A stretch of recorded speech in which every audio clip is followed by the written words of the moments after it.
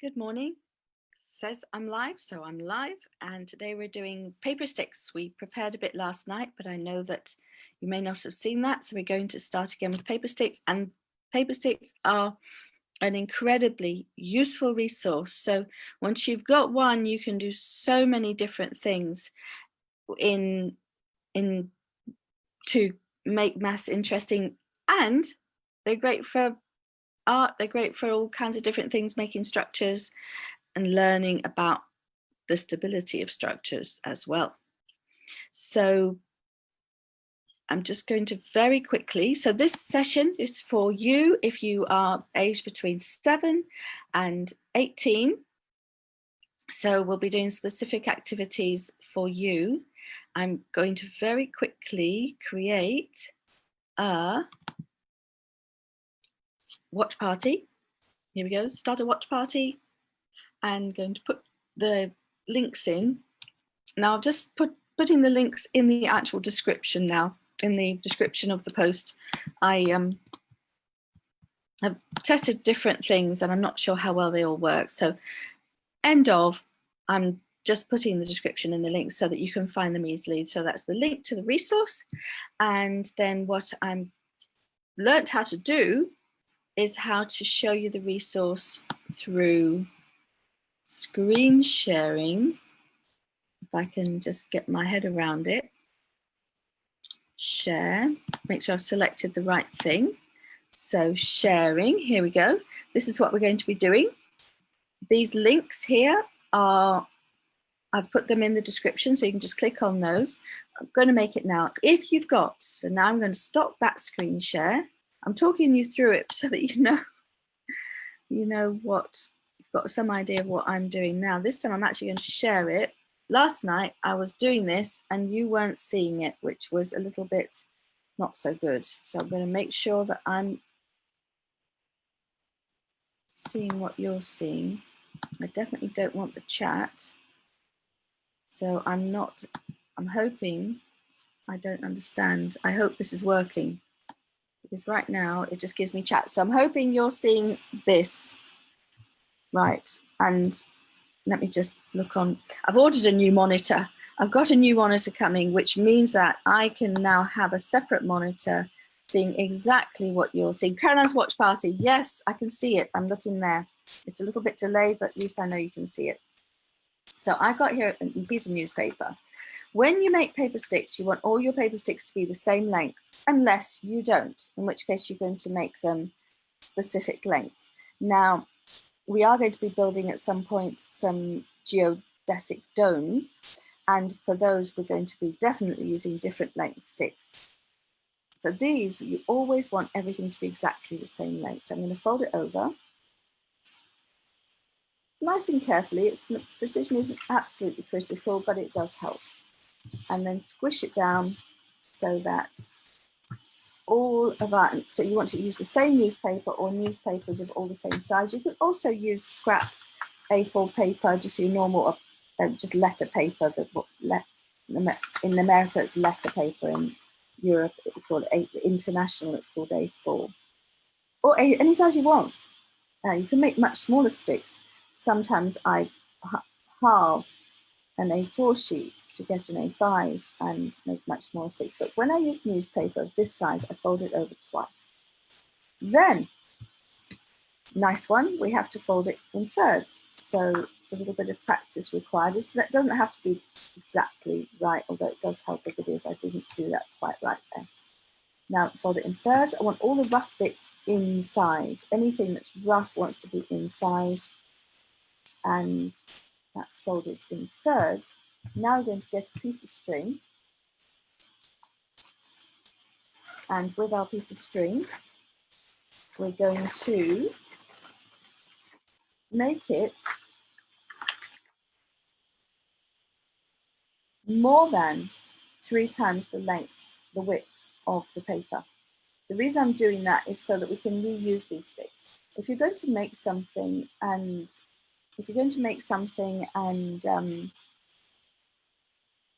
just that's it, keep it, decorate it, hang it up somewhere, keep it on a shelf. You might want to have all particular types of shapes on a shelf somewhere, which I something that I like to have. If you're doing that, then here we go. I was looking for, I'm getting out my other pair of scissors, and I couldn't find them, and I put these away already. So now what you do is you've got some tape ready, as I do, for once. And no, well, that didn't work. So I'm now going to grab. So it's curled itself around the table rather than making it easy for me to grab. I'm going to tape this on here. The reason for that is that if you're pulling this tape tight one way or another, this way it won't escape. So I'm folding that down and then back down again towards me, away on the other side of the string, and that way, when you roll it up, all these rough edges are folded away, and all that you're left with is something very nice and tidy. And I've got my tape ready. Now, if you can use a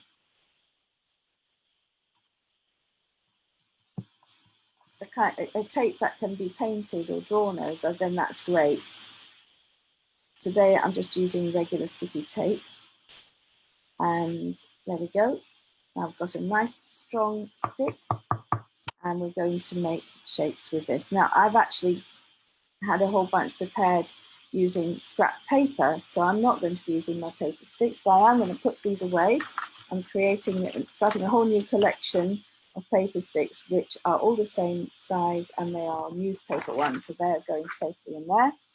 In the meantime, these are what's left of my collection of, oh, that one's undone itself, hasn't it?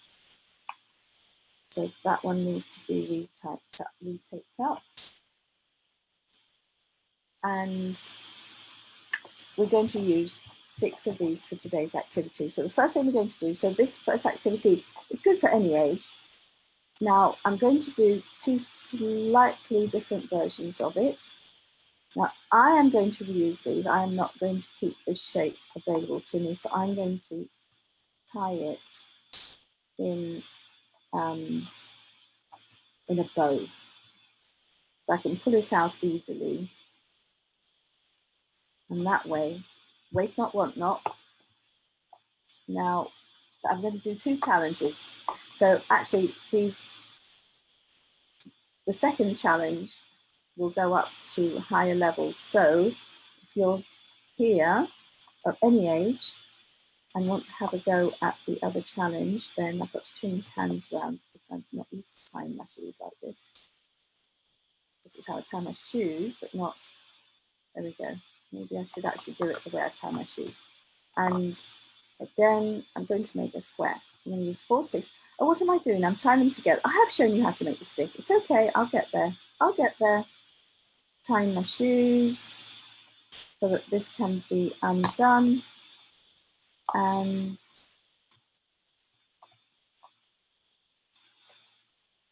here we go, I'm going to make a square. And I don't know why I seem to be able to, forgotten how to tie shoelaces. There we go.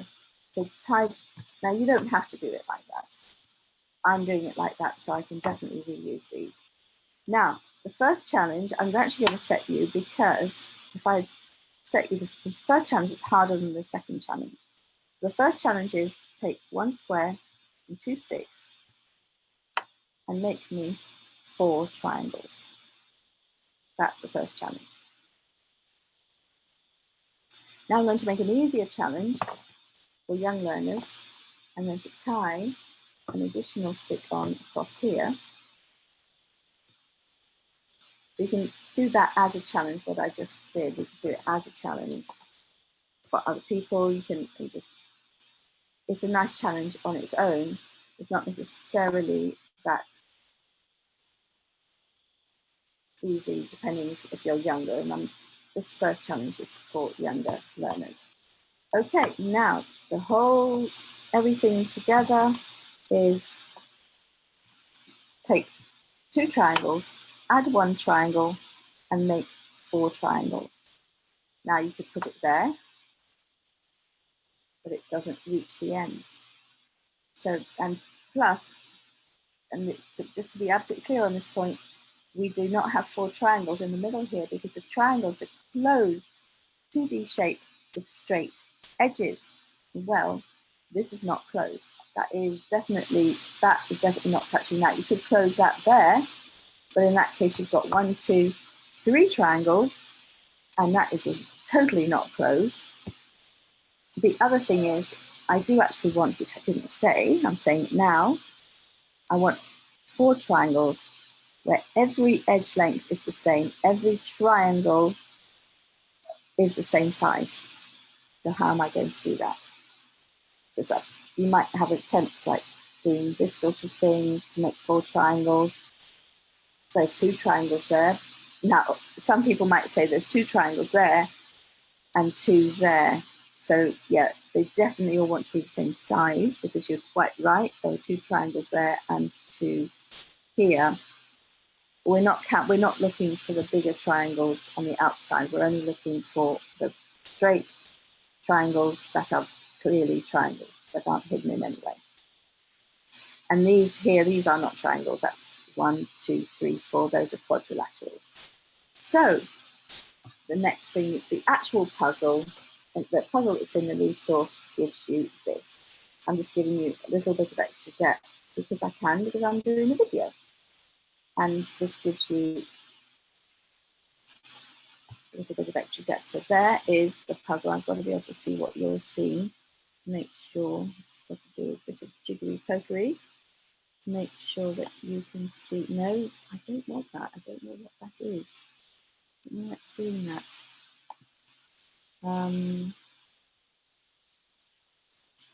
Oh, I know where I have to go here. Right. So I can see, there we go, there.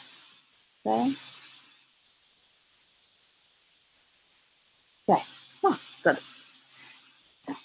So that's the shape, and the question, the challenge is to make 4 triangles.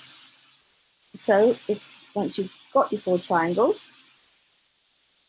it's quite easy, and the secret is to manipulate it, especially if it's tied on there. It's quite easy to go ahead and manipulate it. So you can move it around. Well, that doesn't make 4 triangles. That doesn't make 4 triangles.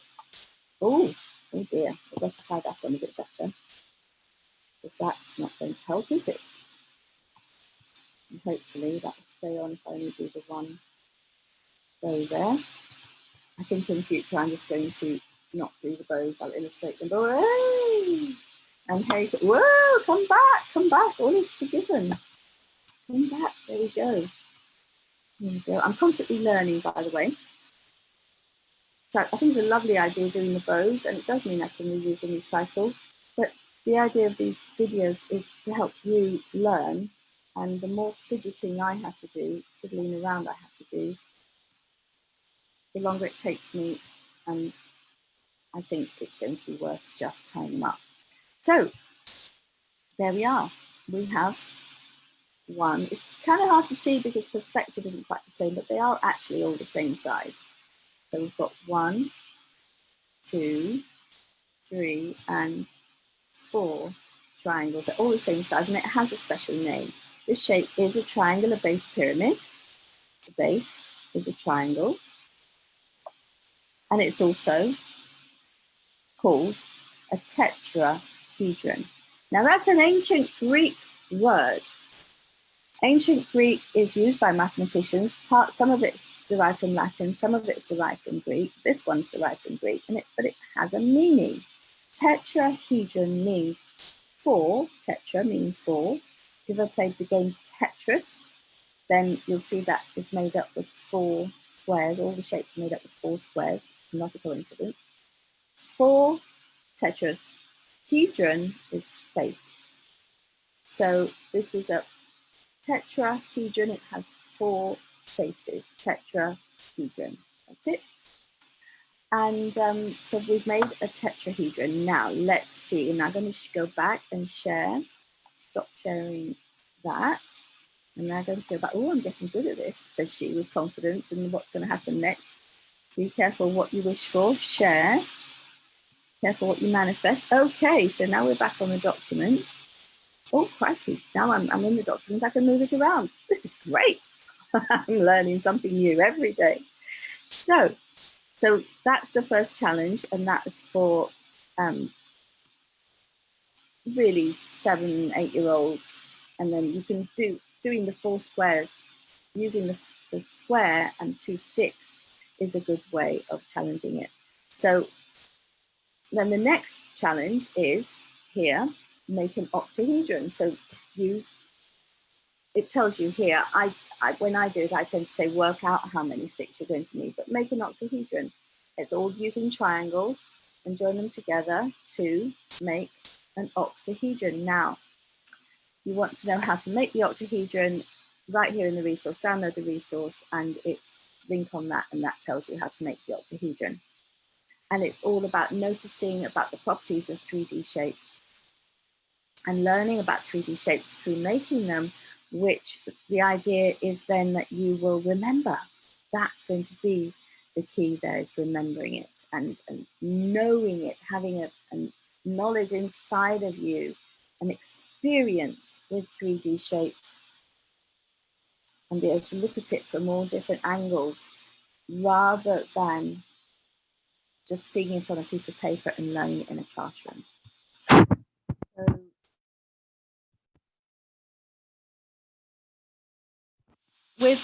for upper primary and lower secondary, we've done this. So you actually make the suggestion here is that you use A5 size sheets, and everyone, if you have a group of people, then get lots of people to make a different one, and start making shapes. So you want to be using the language. You want to talk about an equilateral. Oh, I couldn't do it on here now. So equilateral, if they're all the same length, they're equilateral. At this particular triangle, because all the angles are the same. If it's a triangle, it's rigid, it can't change shape. Then all the angles are the same and all the lengths are the same. And so then what you're going to be doing is looking to look at your shape. Once you've made your tetrahedron, look at your shape and think about what you've noticed about it. What can you say about the lengths of all the edges? What can you say about the angles? Is it 2-dimensional? Is it 3-dimensional? Is it 2D? Is it 3D? If you're not sure what 2D is and what 3D is, sometimes it can be a little bit confusing. We're going to just show this. This is 1D, 1 dimension. It's effectively a line, and it can't go anywhere else. It can only go side to side. 2D is a triangle or a square. So now we can go up and down and side to side. In this particular, I've got this plane that I'm working on. It's just in front of me, and it can go up and down and side to side. It can't get anywhere near me, and it can't get anywhere near you. Now, 3D, we can now go side to side, up and down, and forwards and backwards. So that's 1D, 1 dimension. 2D, we can go up and down 2 dimensions. And 3D is 3 dimensions. So now we can go side to side, up and down, and forwards and backwards. Boing, boing, boing. So it's the discussion, and then this 3D shape is made out of 2D faces and 1D edges.